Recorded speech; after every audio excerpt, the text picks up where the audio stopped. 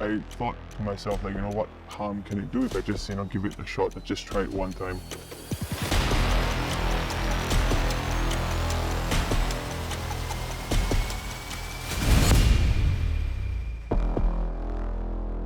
My name is Ridley. I'm a Senior Correctional Unit Officer at S1 Bravo. I've been with S1 for about a year and a half. At S1, we house DRC 1 and 2 mod risk inmates. I am 27 this year, and I got incarcerated for drug abuse, and the drug in question would be ice, methamphetamine. It's my first time in prison, actually. For DRC 1 inmates, the estimated duration of detention is 12 to 14 months. For DRC 2 inmates, it is 18 months. I got introduced to ice a good nine years ago. It was through a mutual friend, and I didn't think much of it. I thought to myself, like, what harm can it do if I just, give it a shot, and just try it one time. I got caught at home. I was actually smoking in my bedroom overnight, and it came about 12 noon. I went to the bathroom and have a shower, and there was a knock on our door. I heard a whole commotion, so I checked on the CCTV at home, and I realized there were like 8 people standing at the door. And that's when I knew I kind of messed up, and urine tests and everything that confirmed that my urine was positive for drugs. They took me to the Woodland station, made me stay there overnight, and then they took me to cluster the following day. From there, it was quite scary because I was still coming down from the drug. People were just talking like, oh, there's a chance that you might go on bail, there's a chance they might completely discharge you and everything. So I was still holding on to the hope that I might go home in 7 days. But then it came pretty clear cut that I wasn't.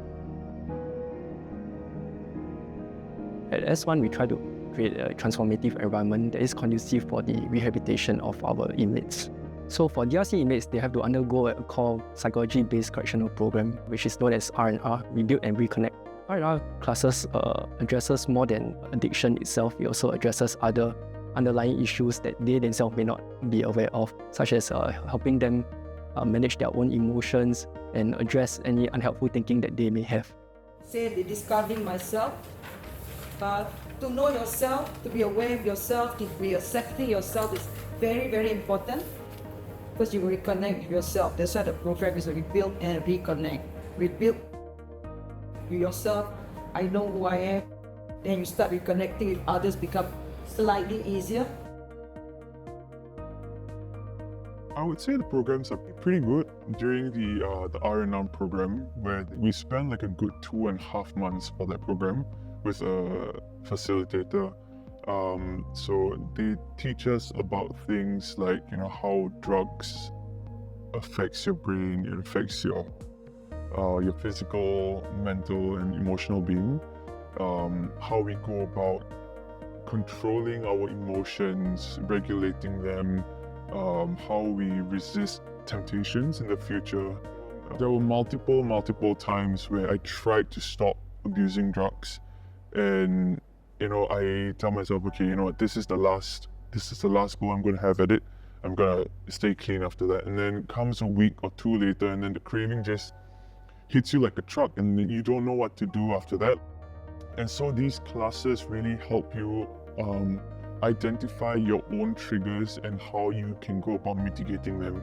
So I feel like that was one of the most important classes, the R&R classes. What drug did to your brain, your body, and then also what drug did to your loved ones, your relationship. When they do embark on it, it happens every other day, depending on the schedule of the trainer. So it's quite an intensive program where they do have to undergo 40 sessions of it.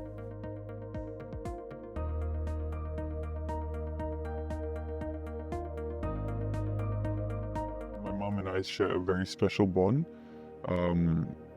which made the whole experience of this incarceration really, really tough. Because my mom and I, we would spend the weekends together all the time. Seeing how tough it is on her really affects me as well. And I'm pretty sure me being in here gave her a peace of mind that I wouldn't be out there, abusing drugs or, getting with the wrong company again. Being away from each other for such a long time, it's not easy at all. Yeah. For pure first-timers, because it's their first time being incarcerated, often at times we find that they have trouble being accustomed to the regime and the environment itself. So this is when we come in and help them acclimatize and address any of the concerns that they do have.